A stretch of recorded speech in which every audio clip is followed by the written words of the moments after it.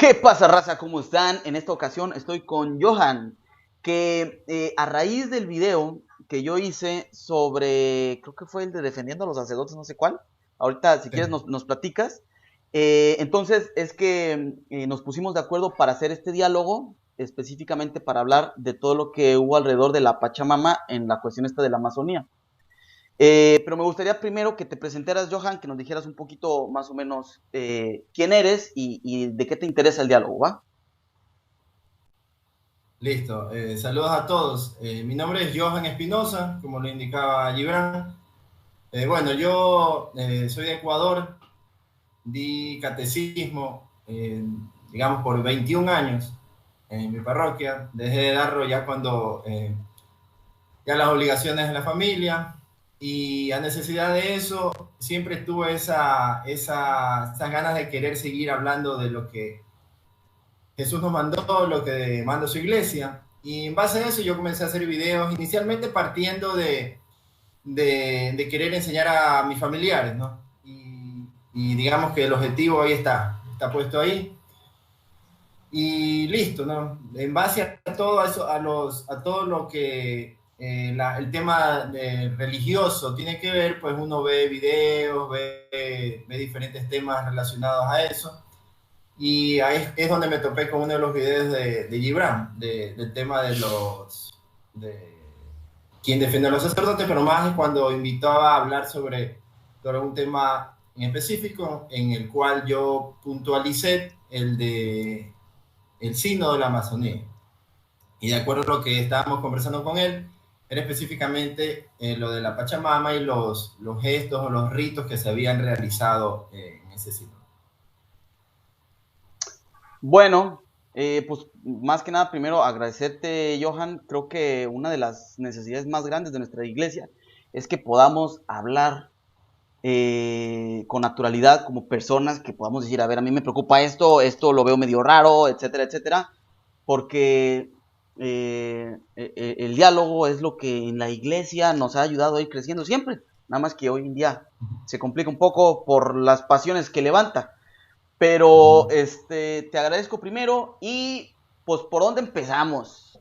Me gustaría, no sé, tus impresiones, mis impresiones, no sé si tú quieras empezar, pero podríamos empezar como en orden cronológico,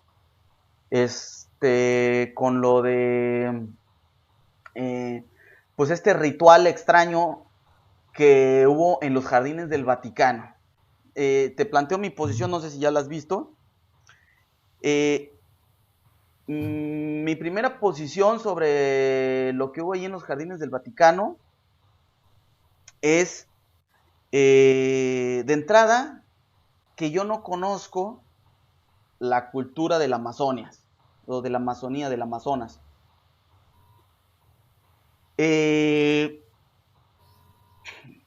Se dijo, y es la parte en la que yo respondí a básicamente dos sacerdotes, que fue a Fray Nelson Medina y a el padre Teo, dos sacerdotes muy conocidos, muy famosos, muy buenos en sus predicaciones. De Fray Nelson es alguien que yo le agradezco todo el contenido que cuelga en su canal porque es muy formativo, muy bueno, muy bien hecho. Este, pero ambos afirmaban esta cuestión de decir que ahí hubo idolatría. No recuerdo específicamente las palabras de Fray Nelson ni las palabras del Padre Teo, pero creo que también hay algunos otros sacerdotes que hablaban de que ahí hubo idolatría. Entonces, mi primera impresión es de que, desde mi punto de vista, no se puede afirmar con rotundidad. Yo diría que parece idolatría, pero se me hace muy complicado, en primer lugar porque yo no estaba ahí, ni tampoco muchos de los que hablan estaban ahí. Entonces, mi posición es la siguiente. Para decir que hubo idolatría, es necesario saber que las personas que estaban ahí consideran eh, a Dios, o más bien alguna de las figuras que estaban ahí, alguno de los conceptos que estaban ahí, alguna cuestión que había ahí, lo consideran a Dios, o sea, lo ponen en lugar de Dios. Y yo creo que esto es prácticamente imposible. O sea, por más que agarraran un rito pagano, por más, es muy complicado que un cristiano agarre y diga, pues este va a ser Dios y ahora yo lo voy a adorar. Una cuestión así. Entonces esa es como mi impresión. Me gustaría escuchar la tuya, qué es lo que tú viste y lo que tú entendiste. Listo, bueno, como base quiero dejar asentado de que como cristianos católicos nosotros nos debemos al Papa. Y eso es la figura que Jesús dejó establecida, de eso no hay discusión. Y que uno siempre tiene que, o sea, mientras todos cumplamos nuestro papel, uno siempre tiene que ir a esa figura o defender esa figura. Es decir, la estructura que Jesús dejó, nosotros defenderla a capa y espada. De ahí ya comienzan los actos, ¿no? De cada persona que pueden ir o no a favor de lo que Jesús establece. Ahora, específicamente con esto del Vaticano, ese punto que tú indicas de que no sabemos qué pasó, o sea, es verdad, porque yo tampoco sé lo que hay dentro de la mente de las personas que estaban ahí, pero el tema es que algunas investigaciones que yo hice, que a lo mucho que podemos llegar es ver en internet textos, qué se dice de la Amazonía, qué se dice de los indígenas, y en su momento, cuando pasó ese hecho, yo sí pude leer algún contenido de lo que es la Pachamama para ellos, que hablaba de que era una deidad. Ahora, también es muy subjetivo decir eso, porque yo puedo decir, ay, el que le escribió eso fue un editorial cualquiera, ¿no? Pero como que ya necesitaríamos que uno de los indígenas esté ahí y me diga, a ver, ¿tú crees que esto es Dios? Sí, porque el punto más no es que los cristianos que estaban ahí pensaban que la Pachamama era Dios, sino que posiblemente los indígenas que hicieron eso, posiblemente pensaban que la Pachamama tenía algún poder o era algún tipo de deidad, más o menos en ese tiempo. Más allá de que el resto de personas, los cristianos, no lo pensaban. Pero mi punto ahí no es tanto lo que si pensaban los cristianos o no, sino que tal vez a mí no me pareció correcto que se permita que ese rito, hasta se puede decir desconocido, se ponga en el mismo nivel que el cristianismo. Y hasta yo dije, Chuzo, en el jardín, yo lo noté al Papa con la cara un poco como que desubicado, pero todo esto ya es lo que uno se imagina, ¿no? Y a la final uno dice, bueno, ya él no supo. Pero luego, cuando ya hacen otro rito dentro de la iglesia, dentro del templo, entonces ya viene el hecho, a ver, la iglesia es el lugar listo para el ofrecimiento del cuerpo y la sangre de Cristo, su altar, la adoración mayor de los cristianos, que es el ofrecer a Cristo Jesús al Padre. Y ese templo es con ese objetivo. Entonces lo que yo digo es que por más que no se quiera, se hizo otro rito que no tenía que ver con el cristianismo en el mismo lugar, que es lo que a mí me parece que no estuvo bien. ¿Ya? Por eso yo tanto no puedo señalar, idolatría, no, porque como tú dices, eso está aquí, eso está en tu corazón, lo que uno reconoce como un ser superior.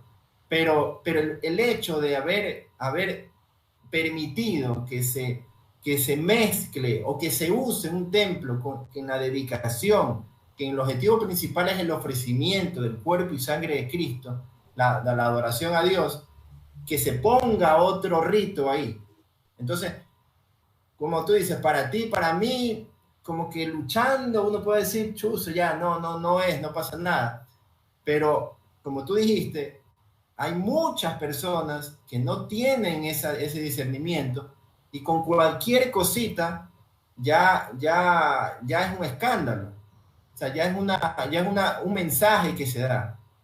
Entonces, como si bien es cierto, yo tengo claro la infalibilidad del Papa, que según el Concilio Vaticano I habla de que cuando él lo habla en ex cátedra, con cuestiones de fe, pero también dice que se podría equivocar, como por ejemplo, con el manotazo que le dio a la señora la vez pasada, se equivocó y luego él pidió disculpas y no pasa nada y ahí quedó. Entonces, lo que yo digo es que el Papa se equivocó tal vez en la organización del evento, y hasta ahí llegamos. De ahí yo no sé si es que él conocía exactamente, si es que le habían informado cada paso a paso, pero ya en la conclusión, cuando ya terminó todo, uno hace un recuento y uno dice, hay cosas que no debieron pasar o no se debió prestar la iglesia para algunas cosas. Tal vez el conversar, sí, pero esa mezcla es lo que a mí no me cuadra, ¿no? Y como tú dices, al fin y al cabo, uno opina, pero yo también escucho la mayoría amistades que no tienen nada que ver o no están pegados a la iglesia, ellos sí dicen, eso es idolatría, pero de una. Y yo le tengo que decir, no, pues habría que analizar qué es la idolatría, y uno comienza así como a querer defender eso, ¿no? Pero en el fondo uno sabe que eso se pudo haber evitado, esa provocación, porque si yo doy una mala imagen, yo puede ser que controle a algunos o explicar a algunos, pero la masa no va a tener esa misma repercusión. Entonces, más es a la acción que puede provocar un mal ejemplo, a la acción que puede provocar que alguien tenga conceptos equivocados e inclusive que afecte a lo que tiene que ver la unidad de la iglesia. Y de ahí ya el resto ya más como que habría que ver más el detalle si es idolatría o no, porque ya depende, ¿no? Como tú indicaste, de lo que mi corazón dice. Pero yo voy al hecho de que la iglesia debe ser muy cuidadosa en eso, por el mismo hecho de que desde la historia, cuando Dios le dijo al pueblo de Israel, hazte un altar, coge el cordero, no toquen esto, no entres con los pies si no estás descalzo. O sea, hay normas y como que hay un respeto a un lugar que va con el objetivo de cumplir el sacrificio de Cristo. Entonces, al fin y al cabo, esa mezcla o ese usar ese lugar para otra cosa que no es cristiano es mi punto. Ok, pues te agradezco. Me gustaría como ir desmenuzando algunos temas. Yo, este asunto, para poder, digamos, hablar sobre esto, he visto una cantidad ingente de opiniones. Pero, si quieres, mira, se me ocurre empezar por este asunto de la Pachamama. Pasó una cuestión que yo creo que pocos han reparado, y no sé si tú has reparado en eso. Desde mi punto de vista, los que dijeron que esta figura de mujer, que yo llamo artesanía, que es una artesanía, decir que es la Pachamama, que ya lo dijera el Papa supuestamente después, no hay un video sobre eso, pero parece que hay muchas agencias de comunicación católicas que el Papa cuando pide disculpas y esto dice que por la Pachamama que aventaban al río y ese tipo de cosas. Pero hay un detalle. Los que llevaron esta artesanía, esta figura, ninguno dijo que era la Pachamama. Entonces, de ahí yo parto con una cuestión desinformativa muy difícil de atacar. Creo que una de las cuestiones de hoy de internet es esta cuestión de que alguien dice que una cosa es de una manera y después decir que no es así está muy complicado, porque ya todo el mundo ya cree que es así. Pero parto yo de dos cuestiones. Una, en los jardines del Vaticano, cuando hacen este evento, en el audio original, en el video tal cual el que grabó, tengo entendido, es WTN o Vatican News, no sé quién. Cuando le están entregando la imagen esta de la mujer embarazada, se la entregan al Papa, dicen de manera específica, Nuestra Señora de la Amazonía. Entonces, a mí eso me hace pensar que por X o Y razón, no sé por qué, las personas que lo llevan creen que es la Virgen o una representación de la Virgen. No es la única cuestión. sino que ya pasando a lo que dices tú del templo, hay una entrevista que creo que también es de WTN o Vatican News, no sé, que le hacen al sacerdote encargado de esta presentación de cosas de la Amazonía, que agarraron el templo a manera de museo, creo que ese es el concepto, y dice específicamente el sacerdote, esta imagen es de Nuestra Señora de la Amazonía, y da a entender con su explicación que ellos la agarran allá para una representación de la Virgen. Entonces, eso lo dicen los cristianos católicos que llevaron estas cosas. Entonces, ¿quién dijo que era la Pachamama? No sé. O sea, yo ya le busqué y al parecer agencias comunicativas como Info Católica o no sé cuáles, empezaron a hacer sus titulares de que en el Vaticano hay Pachamama, que los jardines del Vaticano Pachamama, que empezaron a ligar estos dos conceptos. El tema de los fake news así se maneja. Agarras una parte verdadera y le metes un conceptito más que no está ahí metido. Entonces, que es muy fácil de meter, sí. Que la organización esta de la REPAM, que tiene su ideología, digamos, pachamamista, que la madre tierra y lo que tú quieras, se puede agarrar mucha información de ellos y empezar a decir, no, es que ellos, que la idolatría, pero específicamente si ya buscamos quién dijo que esa artesanía era la Pachamama, no lo encuentras. Y lo que encuentras es que el Papa lo dijo, y ahí pues se encuentra completamente complicado, porque entonces, pues ¿para qué dice el Papa? Pero esa cuestión yo no sé bien cómo resolverla, pero digamos, partiendo de quién dijo que esa figura era la Pachamama, o que ahí se iba a hacer una adoración a la Pachamama, no lo hay. Y veo otra cuestión, se hace un ritual, supuestamente un ritual, en el que se llama el pago a la Madre Tierra, que tengo entendido que es ya la zona más acá de los Andes, pero es una cuestión muy común en todas las culturas del mundo, que cuando se va a empezar a hacer la siembra o cuando se hace la cosecha, se hace un agradecimiento. Un agradecimiento se hace un agradecimiento cuando se hace la cosecha y se hace una especie de ofrenda a la tierra cuando se va a hacer la siembra. La evolución de estos pueblos cuando se hacen cristianos, porque se puede ver en los pueblos de Europa, se puede ver en los pueblos de América, etcétera, etcétera, porque cada que siembran pasaba esto, o sea, hacían una tipo fiesta. Pero la evolución de esas fiestas tienden a hacerse cristianas. Entonces, se hace una mezcla. Eso es así.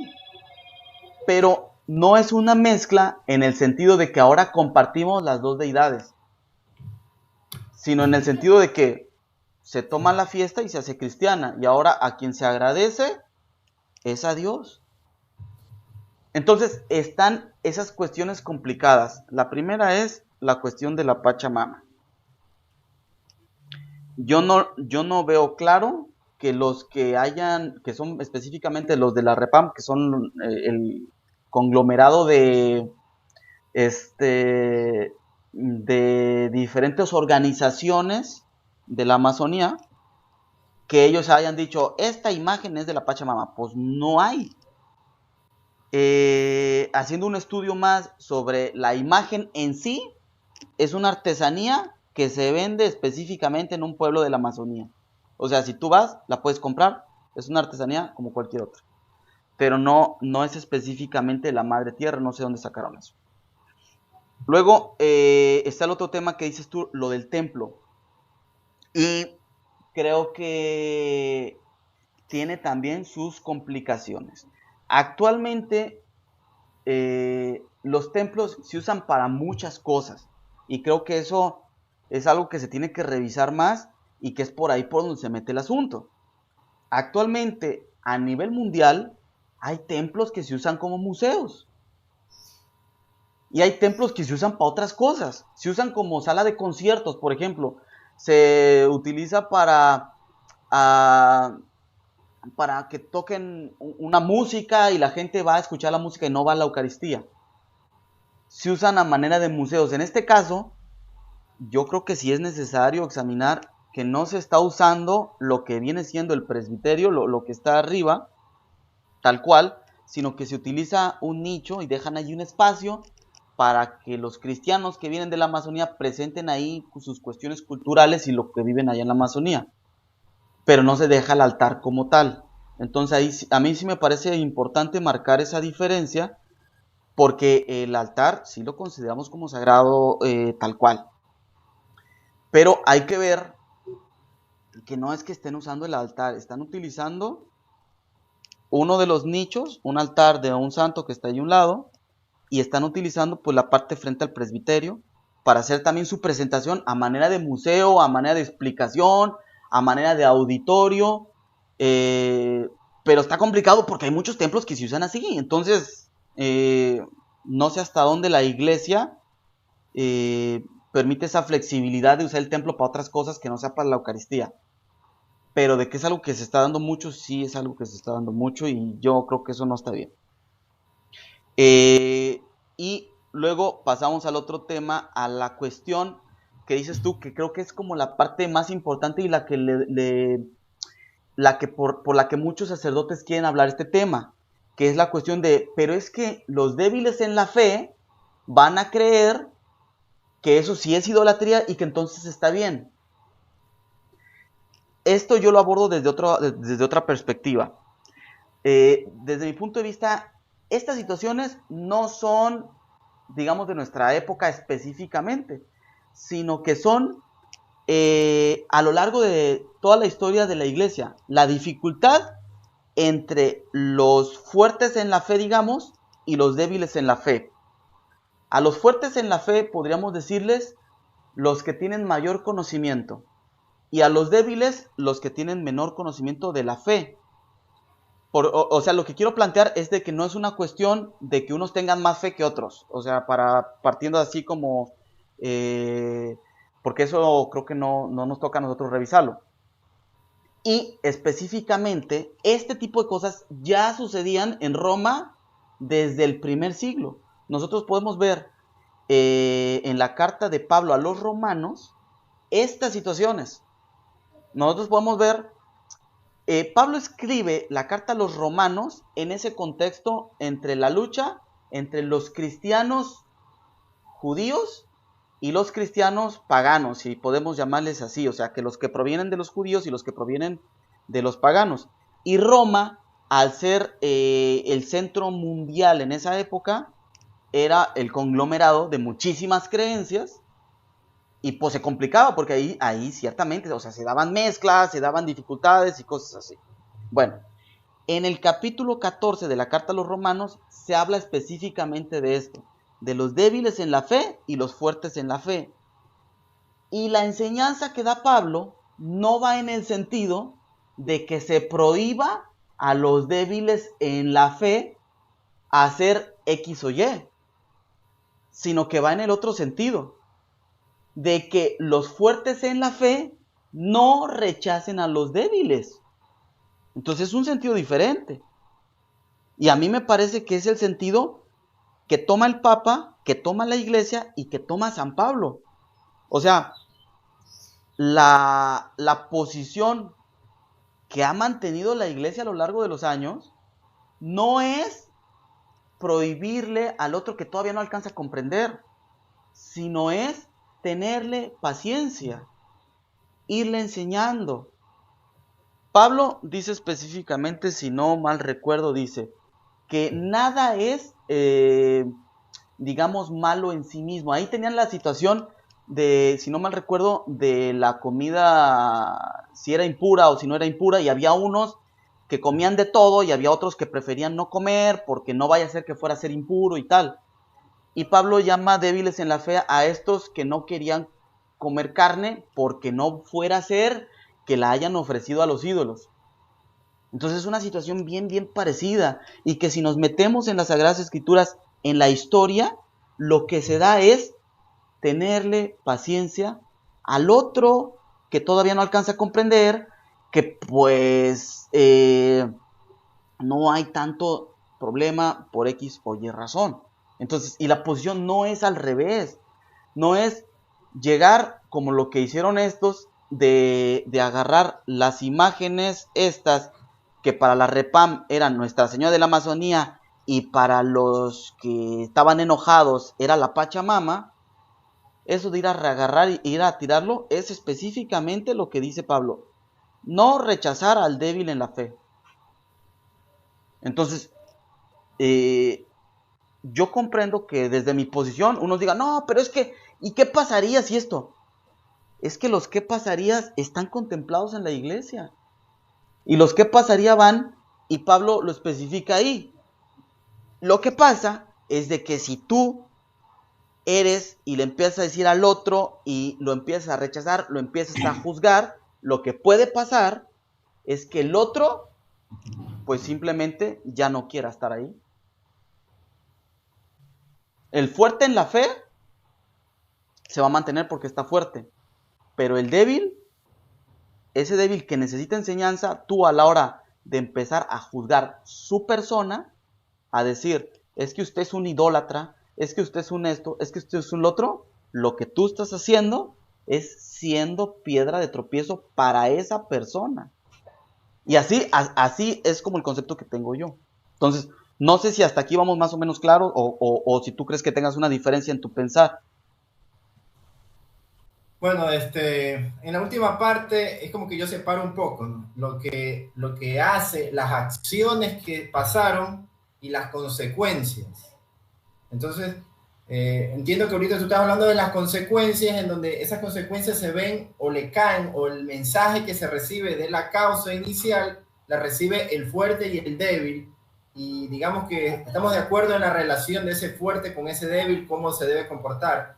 Pero mi punto es el mensaje que se dio, ¿ya? O el mensaje que se pudo controlar de cierta manera, porque el mismo hecho de no tenerlo claro, porque sí, ahorita, por ejemplo, tú me dices, no está esta información acá, yo te digo, yo leí acá, si te das cuenta, no hay nada oficial, y debería haber algo oficial que te diga, no sé, en el resumen del concilio, del sínodo, esta imagen era tal de acuerdo a lo que nos dijeron los indígenas.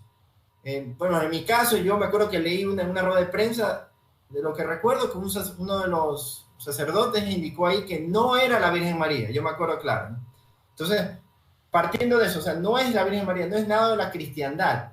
Entonces, para mí puede ser X, Y, Z, puede ser lo que sea, pero si no es de la cristiandad, eh, es muy fino ese hilo entre lo que está bien y está mal ya. O sea, puede ser que en el fondo no esté mal lo que hicieron, pero es como que uno lo va a tratar de amoldar allá. No estuvo mal, pero lo voy a acomodar porque no estuvo mal, y le da el mismo lugar al que quiere hacer que estuvo mal, porque también lo puede acomodar, porque da lugar a las dos cosas, por el mismo hecho que tú dices, la falta de información que no se tiene. Es diferente, pues, supongamos que yo te diga, los mandamientos están en el catecismo, tú me dices sí, yo te digo no, tú me sacas el catecismo y me muestras que sí están, se acabó el problema.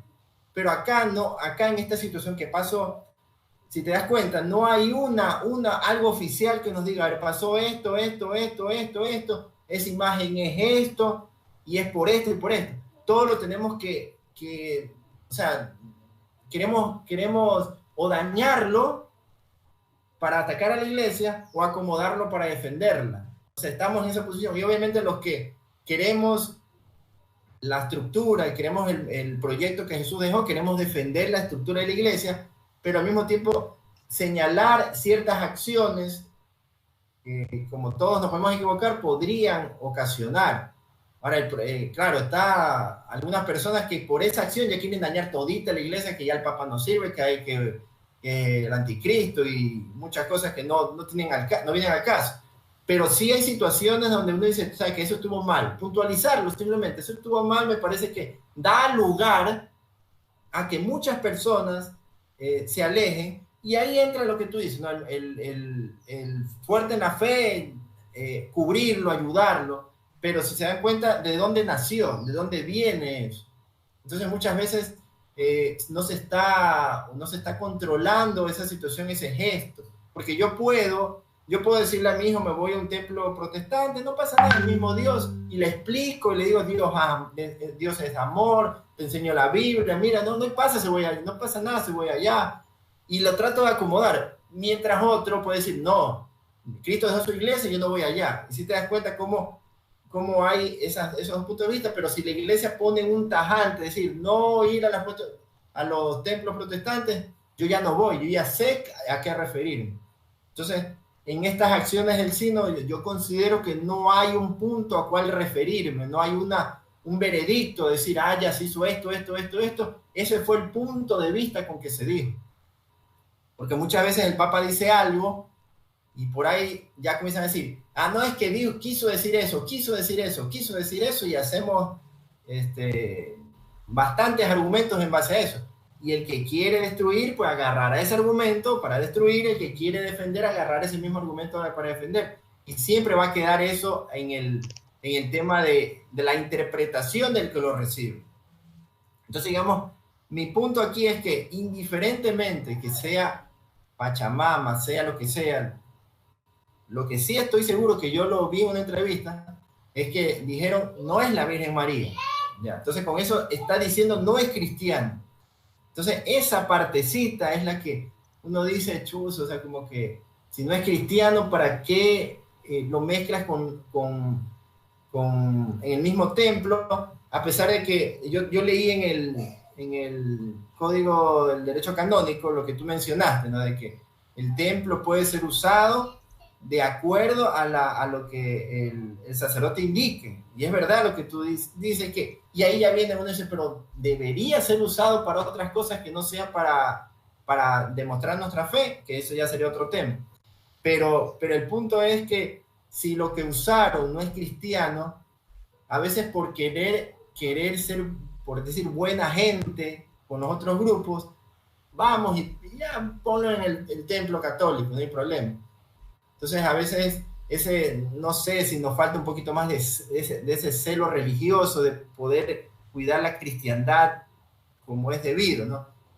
Porque también entra el otro punto, no pasa nada, si no es nada, y es verdad, en el fondo uno dice, ya no es nada, pero para mí siempre queda esa sensación de como que un pasito más y ya lo es.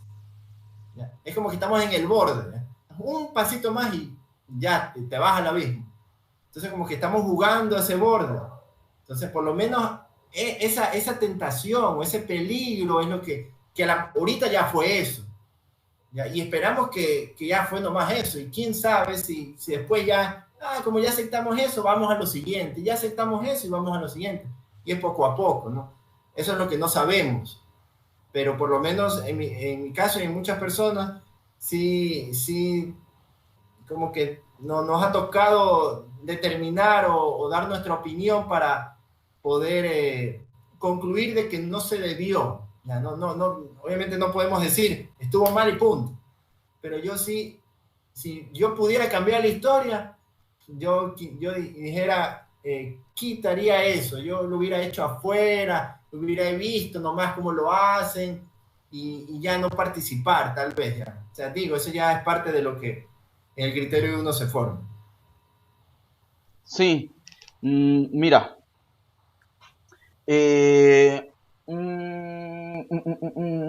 estoy abriendo ahorita. Es que hay una cuestión que creo que muchos dicen, y creo que es lo que tú estás comentando. Esta parte de como que no hay una definición, ¿me doy a entender? Pero eso atiende a una cuestión que es la que yo estoy tratando de rescatar de la carta a los Romanos capítulo 14. Entonces, me gustaría leerte el comentario de ese capítulo en cuanto a juzgar, que viene en el capítulo 14 del versículo 4 en la Biblia de estudio Straubinger. Y es que esta es la parte que yo siento que es la que estás tocando y que no se está tomando muchas veces en cuenta por nosotros los católicos. Dice así el comentario, dice: para juzgar al siervo ajeno, cuando nos vemos en conflicto con el prójimo, sentimos una fuerte inclinación a formarnos un juicio sobre él, sea para condenarlo, satisfaciendo nuestro amor propio, o para justificarlo benévolamente, que creo que son las dos partes que tú comentas. O sea, que por un lado hay unos que los juzgan para condenarlos y otros que los juzgan para justificarlos benévolamente. Entonces, yo no he tomado, desde mi punto de vista, yo intento mantener la línea media. ¿Por qué? Aquí lo dice el mismo comentario. Dice: la verdad no está ni en una cosa ni en la otra. Está en el abstenerse de ese juicio. No es necesario que sepamos a qué atenernos con respecto a una persona, sino con respecto a su doctrina. Dice, confrontar con Mateo capítulo 7, versículo 1 y nota: en este último sí que hemos de proceder con libertad de espíritu para aceptar o rechazar lo que nos proponen. Pero esa tendencia a juzgar al prójimo debe abandonarse y dejarse el caso para que Dios lo resuelva, sin pretender justificarse uno mismo con las fallas del otro. No juzgar al siervo de otro es, pues, prescindir de la opinión propia, resignarse a ignorar sin condenar ni absolver. Entonces, ese es el comentario del versículo 4 del capítulo 14, que dice: ¿quién eres tú para juzgar al siervo ajeno? Para su propio Señor está en pie o cae. Será sostenido en pie, porque poderoso es el Señor para sostenerlo. Entonces, si te fijas, lo que nos está diciendo el exégeta, en este caso Straubinger, no sé bien cómo se pronuncia, o sea, el tema de lo que debe hacer el cristiano, de lo que debe ser el católico, es de no lanzar el juicio condenatorio o benévolo. Y lo correcto que está de parte del cristiano es aceptar o rechazar la doctrina. Entonces, de ahí ya partimos y ya empezamos a ver cuál es la doctrina que aceptamos, cuál es la doctrina que rechazamos. Y eso quien lo define es pues el magisterio, el papa y los obispos. Y nosotros, aquello que venga fuera de lo que es nuestra doctrina lo rechazamos, y lo que venga bien lo aceptamos. Pero hay específicamente una forma de pensar de la iglesia que viene, esa parte que dicen, es que no hay una definición como tal de que si estuvo bien o estuvo mal, o que debe ser así, debe ser así. No la hay específicamente porque no emitimos juicios sobre las personas.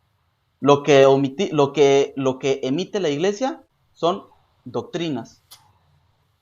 Y por la doctrina de que hay una deidad llamada Pachamama, no la aceptamos. Punto. Y eso es claro. O sea, eso no podemos decir, es que la iglesia tiene que pronunciarse, que no acepta. No, eso ya se sabe, no es algo que se tenga que pronunciar hoy en día. Punto. Ahora, ¿qué cosas? Sí, nosotros sí podemos aceptar que la madre tierra es una criatura de Dios. Eso sí lo podemos aceptar. Si hay alguien que dice, la madre tierra es criatura de Dios, bueno, en cierto sentido metafórico, ok, cosas así. Entonces, eso sí se puede aceptar. Lo que se examina es la doctrina. Pero ya si vamos a decir, no, es que ellos son unos idólatras, etcétera, etcétera, no lo podemos saber. Y la otra es, ¿por qué no se emite el juicio? No se emite el juicio porque en la iglesia, desde el principio, desde San Pablo, dice específicamente, no emitas juicio. Y incluso me gustaría agregarte el versículo, hay un versículo muy interesante, que es el que a mí más me gusta, que es el 23 de ese mismo. Dice, mas el que tiene dudas, si come es condenado, porque no obra según su fe. Y todo lo que no procede de fe es pecado. Entonces, está bien interesante porque San Pablo sí hace una diferencia entre aquellos, hablando de los débiles y de los fuertes, entre aquel que siendo fuerte dice, eso yo lo veo que está mal, desde mi fe. Está hablando ya de una particularidad. Entonces, si tú estás viendo eso, no lo hagas. Punto. O sea, si tú estás viendo que eso que están haciendo los de la Amazonia para ti está mal, no lo hagas. Porque ahí entonces sí es pecado. Pero lo que no puedes es venir y decirme que los que están allá están pecando. Porque si para ellos, o sea, es un capítulo de Romanos que a mí me encanta, porque al parecer hay una ambigüedad bien hermosa entre, entonces ¿no tenemos la misma fe o qué? Sí tenemos la misma fe, no hacemos las mismas cosas. Porque las cosas son diferentes. Lo que tú dices, es que las acciones, ok, sí, yo comprendo esa cuestión de las acciones, pero es que las acciones no significan lo mismo para ti y para mí, porque tú estás en tu país y yo en el mío. Las acciones no significan lo mismo, entonces no podemos partir de ahí. Repito, el contexto de la carta a los romanos es un contexto multicultural. Y esa situación que se dio en Roma actualmente se viene dando desde el primer siglo. Y la situación atiende a que la multiculturalidad resulta que no comprendamos lo que está haciendo el otro. Eso a mí me queda clarísimo. Y si desde mi cultura lo que está haciendo el otro está mal, el que no lo debe de hacer soy yo. Y en cuestión de juicio, no puedo emitir un juicio, porque no lo conozco. Entonces, en ese sentido, la iglesia es bien clara. No emitir juicio. Y si a ti te parece mal, no lo hagas. Pero no puedes llegar y decir que los de allá no lo hagan, porque entonces va a causar que los otros no entiendan. No lo sabes. ¿Por qué? Porque también puede suceder que para los de su cultura, para los de la zona de la Amazonía, sea motivo para hacerse cristianos y no lo sabemos. Entonces, a mí la doctrina de la iglesia en cuanto a eso me parece muy clara y no veo necesidad de que emita otro juicio. No veo por qué, porque ya está dicho, ya se sabe cómo es el proceder y la forma de proceder del Papa para quienes lo juzgan y dicen, es que el Papa debió hacer esto, debió hacer aquello. No, el Papa debió hacer lo que hizo y no otra cosa, porque se puede examinar desde la iglesia. El punto es de que si nosotros decimos, es que yo creo que debió haberle hecho así, o por ejemplo, como tú dices, es que eso en la parte, eso habría que quitarlo, o sea, si lo repetimos habría que quitarlo. No, porque el Papa está actuando conforme a la doctrina de la iglesia, desde el primer siglo hasta el siglo actual. Lo mismo que indica Pablo que se haga, es lo que hizo el Papa. No ser piedra de tropiezo para el débil. Si el Papa en ese momento hubiera agarrado y dicho, no, pues aquí esto que no se haga y que no sé qué,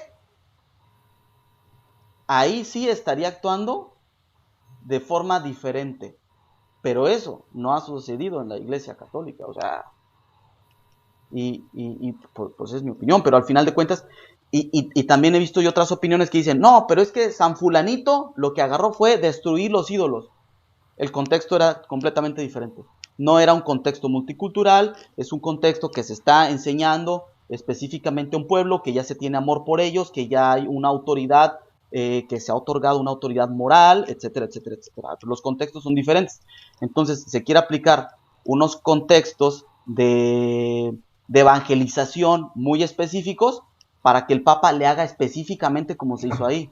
Y pues no, eso a mí me parece fuera de órbita, no está agarrando un contexto parecido. Entonces, no sé si por ahí me entiendes mi razón en el sentido de no emitir juicio. O sea, yo no te puedo decir que estuvo bien y que estuvo mal. Yo te puedo decir que no lo sé.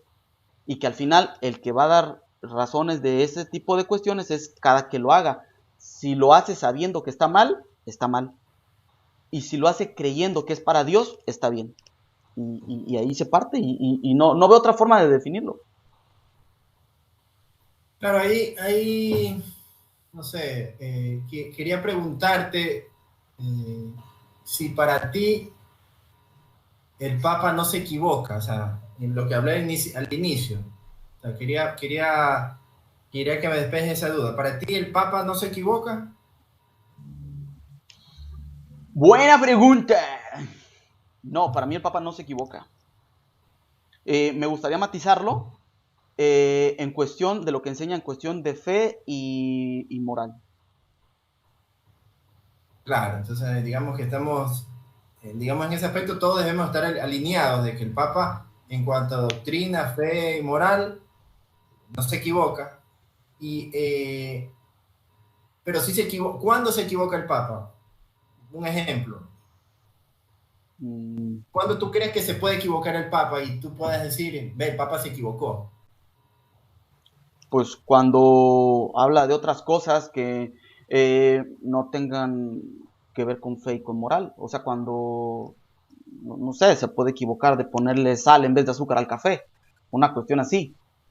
Ya, Pero pero en este tema de lo que pasó, ¿qué desde, tenía que haber hecho el Papa para que tú puedas decir se equivocó? Yo puedo decir se equivocó el Papa. En este tema de la Amazonía, de lo que pasó, relacionado a eso. O sea, ¿qué pudo haber hecho el Papa? Porque acuérdate que hay yo, pecados o equivocar. Puede ser por omisión también, o por hablar, o por hacer. La pregunta es, hablando de la omisión, ¿había un escenario donde podamos decir el Papa se equivocó porque no hizo tal cosa o ese escenario no existe? mm, no, desde mi punto de vista, no se equivocó en nada. O sea, todo lo de la Amazonía, lo que hizo el Papa, desde mi punto de vista, antes de evaluarlo o de juzgarlo, porque lo haya hecho el Papa, específicamente, yo digo que no se equivocó nada. Ni en lo que hizo, ni en lo que no hizo. Sí, es una posición un poco radical, pero sí lo veo así. Eh, obviamente hay que fundamentarlo con doctrina. Y es que, ¿cómo te explico? A ver, si, si te fijas, yo ahorita te acabo de leer esta cuestión sobre juzgar a las personas de las que habla Pablo.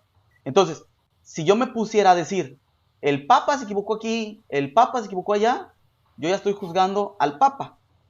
Entonces, eh, también está la otra cuestión de juzgar en un asunto benévolo, que creo que es lo que de pronto podrían argumentarme en contra, de que sea demasiado benévolo con el Papa porque es el Papa, pero es que eso es específicamente con la figura del Papa, es lo que enseña la Iglesia. Entonces, ahí sí veo como una particularidad. Si fueran otras personas, pues a lo mejor yo diría, pues mira, yo no sé si se equivoca o no se equivoca, me da igual. O sea, no va por ahí lo que hay que ver, sino en todo caso hay que ver si lo que enseña la persona es conforme a la doctrina o no es conforme a la doctrina. Pero específicamente, como el Papa tiene la autoridad de Cristo, entonces ahí se complica un poco y hay una particularidad, y la particularidad es, desde mi punto de vista, que no se equivoca. Está complicado, sí. ¿Por qué? Porque a lo mejor sí se equivocó en algo. No, ¿cómo te lo explico? A lo mejor se equivocó en algo, pero lo que si yo empiezo a decir, es que se equivocó en esto, esto debía ser de otra manera, ya lo estoy juzgando. Entonces, digo que no se equivoca para no juzgarlo. Y la posición que se enseña desde la doctrina de la iglesia es que al Papa hay que obedecerle y punto. Entonces, yo más fundamentándome ahí, quizá yo puedo decirte, no, es que sí, se pudo haber equivocado, esto pudo haberlo sido diferente. No hay forma de saberlo, creo que no hay forma de saberlo. Claro, en el... Dime. Sí. Ah, ya. Bueno, es que ahí el tema, la parte cuando en el Concilio Vaticano I habla de cuando el Papa habla ex cátedra, es infalible. Entonces, sacando conclusión de eso, ¿qué quiere decir? Que cuando el Papa habla o actúa, cuando no es en ex cátedra, pues no sabe, ahí no dice la iglesia que es infalible. Y hay un texto, bueno, específicamente en la parte del Concilio Vaticano que dice que Romano Pontífice, cuando habla ex cátedra, goza de la infalibilidad con la que el Redentor quiso dotar a su iglesia al definir doctrinas de fe y moral.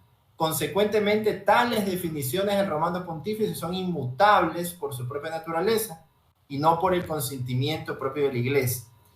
Y comentarios de esta parte del concilio, pues habla efectivamente de que en el momento que el Papa define o lo hace abiertamente, es una definición de la iglesia como tal, esa definición queda ahí. Y de ahí normalmente la vida de nosotros gira alrededor de esas definiciones, pero puede ser que esa definición que dio algún momento no la cumpla. ¿Por qué? Porque sabemos que el Papa no es impecable, es decir, se puede equivocar, pero cuando habla de cátedra no se equivoca. O sea, eso la iglesia lo dice claramente, en cátedra no se equivoca. Lo que da a entender que fuera de cátedra podría equivocarse, que ahí entra lo que no es impecable, porque si yo te pregunto, ¿el Papa peca? Me vas a decir que sí, porque todos somos humanos y pecadores. Y parte de ese pecado puede ser el cumplir la doctrina ya definida, ¿ya? Porque si te das cuenta, en lo que pasó en el Vaticano, el Papa no definió nada. No hay nada de que definió. Son acciones, ¿no, verdad? Pero hay algo ya definido. Entonces, puede ser que en base a lo que ya está definido, la pregunta es, ¿el Papa puede equivocarse en el cumplimiento de eso que ya está definido? Entonces, ahí yo digo, si él no está en ex cátedra, en el cumplimiento de lo que ya está definido, pues podría equivocarse, porque no está definiendo nada. Se está comportando de acuerdo a la línea en que se define. Es decir, está definido de que ¿qué puede ser? Que los niños se bauticen de pequeños. La iglesia definió. Y mañana el Papa opina que no es necesario que se bauticen de pequeños. O sea, ya está algo definido y actúa en contra de eso que está definido, porque no está dentro del ex cátedra. Acá lo que pasó en el sínodo, digamos, aunque yo no estoy así pegado que es idolatría, ¿no? Pero vamos a hacer el ejemplo.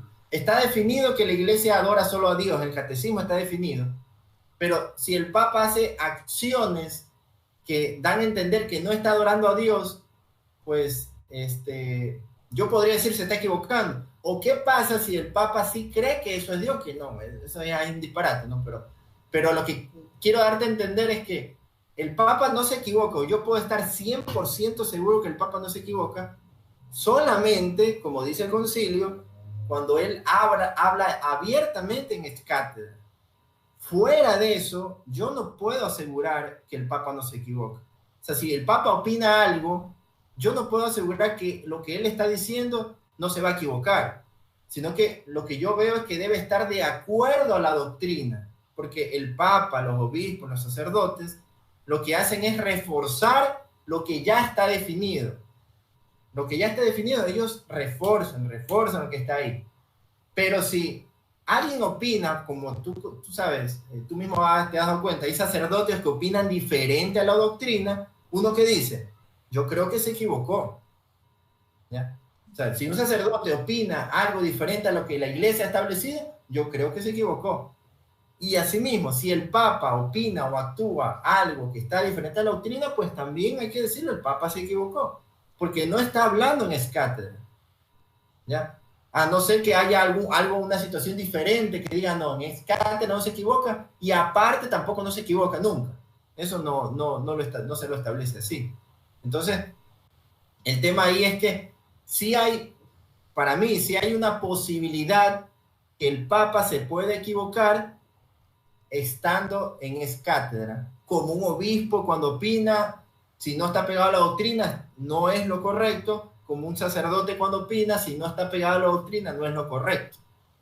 Entonces, ese quería mencionar. Sí, pues mira, particularmente para mí el dogma de la infalibilidad es mi dogma favorito. Es para mí algo muy interesante que se dio en la historia de la iglesia y que hoy en día me parece súper importante comprenderlo. Pero te lo voy a poner así. Tú ahorita, tú estás diciendo, específicamente el dogma dice que cuando el Papa habla es cátedra, es infalible. Y sí, eso dice el dogma. El dogma está hablando de uno de los momentos en los que la iglesia tiene seguridad que el Papa es infalible, pero no lo está haciendo de manera exclusiva. No dice solamente cuando el Papa habla ex cátedra, entonces es infalible. De tal manera que nosotros no podemos decir que en otros momentos no es infalible. ¿Esto por qué es así? Porque específicamente la infalibilidad es un don de Dios.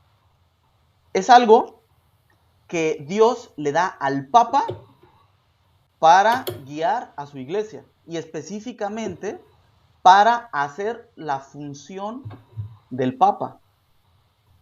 Entonces, en este sentido, nosotros tenemos que comprender que la infalibilidad es para guiar al pueblo de Dios. Y el dogma de la infalibilidad está hecho no para decir cuándo no es infalible, sino cuándo sí es. Nada más que le voltean la tortilla, y eso lo dicen muchos autores reconocidos. Entre ellos, desde mi punto de vista, el que mejor lo explica es Dante Urbina. Pero lo explica en ese sentido, tratando de decir cuándo no es infalible. Cuando el dogma está construido para decir cuándo sí es, para tener firmeza. Y pasan otras cuestiones. Específicamente, no solamente hay infalibilidad en la iglesia, en el Papa, sino en los concilios ecuménicos. Y específicamente el Concilio Vaticano II dice que nuestra actitud para con el Papa debe de ser específicamente de obediencia. Entonces, en el momento en el que yo ya empiezo, es que el Papa pudo equivocarse. La autoridad que tiene el Papa, la quiero apropiármela yo. Yo ya no voy a obedecer al Papa, sino que ahora soy yo el que define si el Papa está en el error o no está en el error. Y eso no es doctrina de la iglesia. La doctrina de la iglesia es el que define y el que dice cómo se hacen las cosas y tal, es el Papa. Y si yo tomo la posición de que no, es que el Papa pudo haberse equivocado así, ya perdiste, mano, porque entonces tú eres la autoridad y no el Papa. En cuanto a los obispos y los sacerdotes es diferente, y tú ahorita estás diciendo, es que si el obispo se aparta de la doctrina, entonces se está equivocando, y no es así como está definido. Como está definido es en realidad, si el obispo pierde su comunión con el Papa, la referencia no es la doctrina, la referencia es el Papa. Si el obispo pierde su comunión con el Papa, entonces el obispo deja de ser infalible. Porque el obispo también es infalible, lo dice el catecismo. El obispo participa de cierta manera de esa infalibilidad en medida que esté unido al Papa. y los sacerdotes en medida que estén unidos al obispo. Entonces, la, eh, la referencia no es la doctrina. La referencia es el Papa. Y ahí es donde yo siento que muchos se pierden. ¿Por qué? Porque es fácil agarrar de pronto un texto de algún concilio, de alguna encíclica, y decir, es que el Papa no está haciendo esto. A ver, espérate. Pero es que no hay ningún hombre sobre la tierra que pueda juzgar al Papa. El único que puede evaluar si está haciendo bien su trabajo como Papa es Dios. Y el Papa solo da razones, solo da, solo ofrece, no sé, de alguna manera explicaciones a Dios, a ningún hombre sobre la tierra. Lo dice el Catecismo de Pío X. El hombre más digno sobre la tierra es el Papa.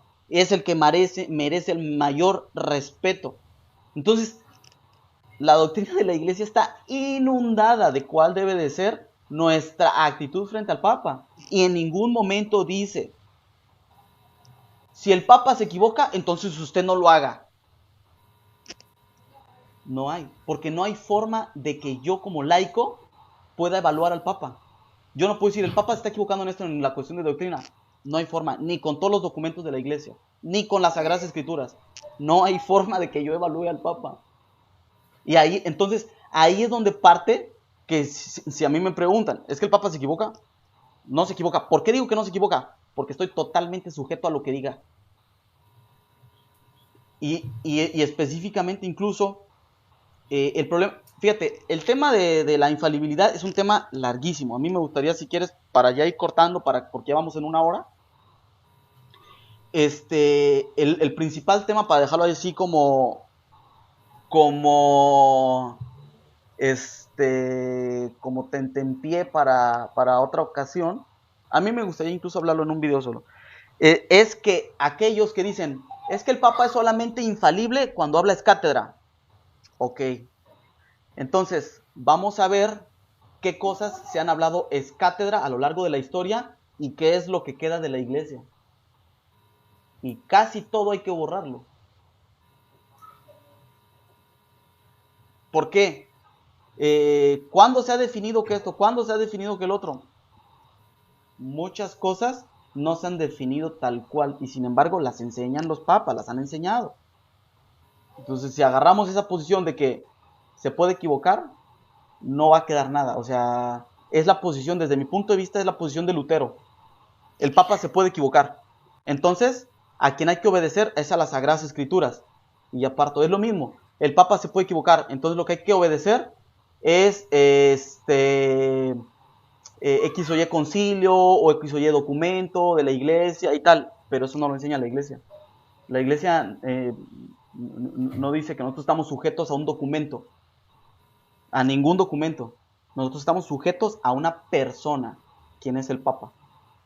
Y en obediencia a nuestro sacerdote en principio, a nuestro obispo y al Papa. Y mi actitud con mi sacerdote es obediencia, mi sacerdote, aquello que no sea de fe y moral, se puede equivocar. En lo demás, lo que hay que revisar es la unidad con lo que está enseñando el Papa. Si el Papa enseña una cosa y el obispo otra, se equivoca el obispo. Si el Papa enseña una cosa y el sacerdote otra, se equivoca el sacerdote. Si el sacerdote enseña una cosa y el obispo otra, se equivoca el sacerdote. Si el laico enseña una cosa y el Papa otra, se equivoca el laico. Y eso es lo que enseña la Iglesia. No sé cómo ves, si quieres ir como redondeando y vamos terminando, porque si le seguimos con esto de la infalibilidad, yo creo que no paramos otra hora. Es verdad. Bueno, sí, o sea, sí entiendo, yo estoy de acuerdo con eso, ¿no? La parte es que, no sé, tal vez debería, en mi caso, ahondar mucho más en la parte que dices que si el Papa, o sea, si el obispo está unido al Papa, no se equivoca. Entonces, ahí podría yo pensar muchos sacerdotes en los cuales yo he dicho, inclusive yo he pensado que está mal lo que dice, o tal vez tú también, un sacerdote, pero si le preguntas a ese sacerdote, él se está pegado al Papa y sigue en la iglesia. Sin embargo, uno determina o uno opina que no está actuando ahí, ¿no? Entonces, si me dejas un tema ahí como para irlo reflexionando y poder analizarlo, ¿no? Y como tú indicas, estos temas son como para amanecerse hablando. Entonces eso, ¿no? Principalmente lo que sí quiero dejar claro es que en mi posición, en la base es esa, la que tú acabas de decir, que el Papa es la estructura que Jesús dejó.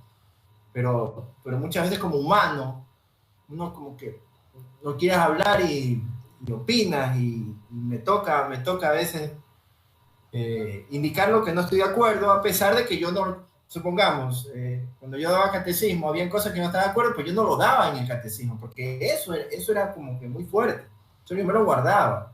Tal vez en este momento yo como que me desahogo, así uno puede hablar así, ¿no? Pero, pero yo en el catecismo, yo una defensa al Papa, todo. Pero en el fondo yo sí tal vez quería conversarlo con alguien, porque uno también tiene pues esas inquietudes, ¿por qué esto? ¿Y por qué esto? ¿Por qué? Y ahí yo me volteo acá, yo digo, no, tiene que tranquilizarse y tú entiendes. Sí, sí, sí. Entonces digamos, esta situación sí me